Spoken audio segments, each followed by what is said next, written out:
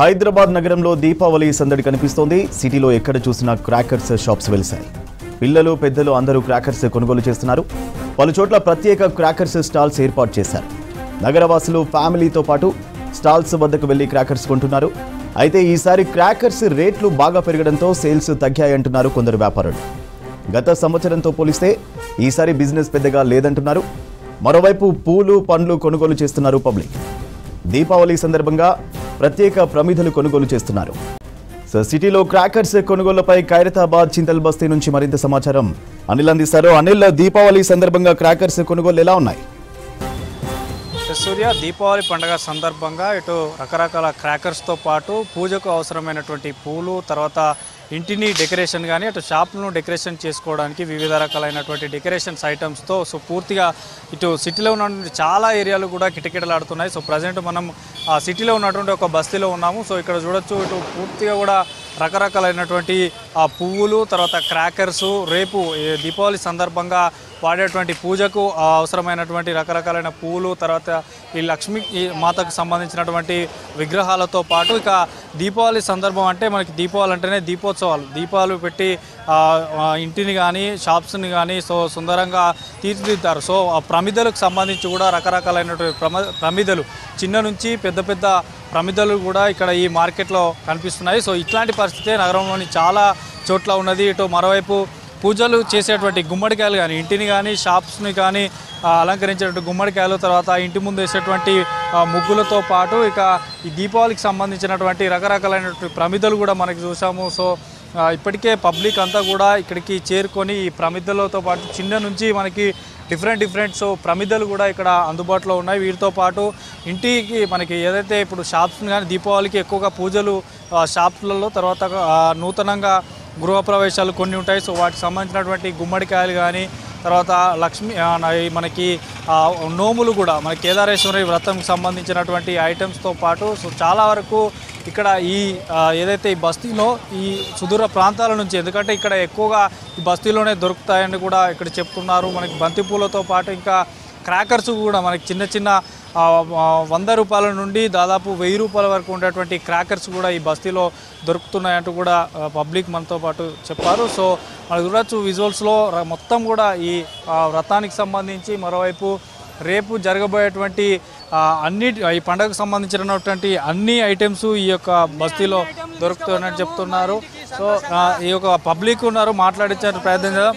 ఎట్లా ఉన్నాయి బాబు ధరలు? ఎట్లున్నాయి? ధరలు మాత్రం మంచిగానే ఉన్నాయి. ధరలు మాత్రం ఇప్పటికిప్పుడు మంచిగానే ఉన్నాయి. అందరూ సంతోషంగా తీసుకుపోతున్నాము.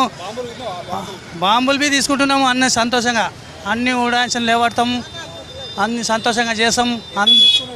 అన్ని పూలు వీలు అన్నీ దొరుకుతాయి. ఈ ఏరియాలో మొత్తం మాసప్ ట్యాంక్, మేము ఉండే శాసనార్ పార్క్. రేట్లు ఎట్లున్నాయి బాంబులకు కానీ పూలకు? మామూలుగా ఉన్నాయి మామూలుగా ఉన్నాయి. చూడొచ్చు, పబ్లిక్ కూడా ఈ బస్తీలో అన్నీ దొరుకుతాయని చెప్తున్నారు. ఇక మరికొంతమంది కూడా వస్తున్నారు. ఇప్పుడిప్పుడే పిల్లలు తీసుకొని కూడా ఇక్కడికి వస్తున్నటువంటి పరిస్థితి మనకి చూడవచ్చు. లక్ష్మీమాతకు సంబంధించి నోములు వేసుకునేటువంటి వారి కోసం రకరకాలైనటువంటి మాతా విగ్రహాలను కూడా ఇక్కడ పెట్టి ఉంచారు.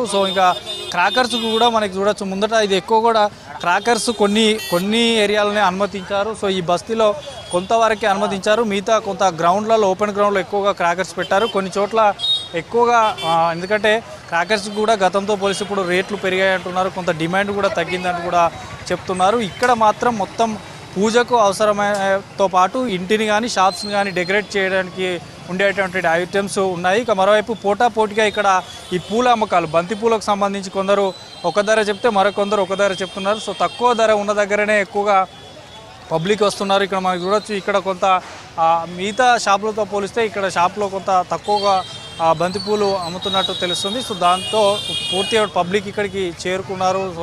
ఈ ఒక్క షాప్ వద్దనే ఎక్కువగా పబ్లిక్ మనకు కనిపిస్తున్నారు. ఇక మరోవైపు సిటీలో ఉన్నటువంటి చాలా ఏరియాల్లో కూడా ఇదే పరిస్థితి ఉంది. అన్ని బస్తీలతో పాటు మార్కెట్లు, అన్ని ఏరియాల్లో కూడా ఇక్కడ కిటకిటలాడుతున్నటువంటి విజువల్స్ మనకి చూడవచ్చు. మరోవైపు ఇంటికి డెకరేషన్ చేసేటువంటి లైటింగ్స్ కూడా మనకి డెకరేషన్ ఐటమ్స్, ఇటు పూలు ప్లాస్టిక్ సంబంధించినటువంటి ఫ్లవర్ డెకరేషన్తో, ఆ తర్వాత లైటింగ్స్, వీటితో కూడా పూర్తిగా కిటకిటలాడుతున్నటువంటి పరిస్థితి మనకి కనిపిస్తుంది. మనకి ఇక్కడ ట్రాఫిక్ జామ్ కూడా, ఎందుకంటే పబ్లిక్ ఒకేసారి ఈ కొనుగోలు చేయడానికి రావడంతో పబ్లిక్ కూడా ఎక్కువగా రావడంతో ఇటు ట్రాఫిక్ సమస్య కూడా ఏర్పడింది. కొన్ని చోట్ల ట్రాఫిక్ పోలీసులు కూడా క్లియర్ చేస్తున్నాడు. ఎక్కువగా ఈ రద్దీ ఉండేటువంటి మార్కెట్లలో మొత్తం ట్రాఫిక్ను క్లియర్ చేస్తున్నారు. మనకి ఈ ఒక్కొక్క ఏరియాలో ఒక్కొక్క రకంగా రేట్స్ కూడా ఉన్నాయంటూ కూడా చెప్తున్నారు. కానీ ఇప్పుడు ప్రజెంట్ నేనున్నటువంటి ఈ ఏరియాలో మాత్రం కిటకిటలాడుతుంది. దాదాపు రాత్రి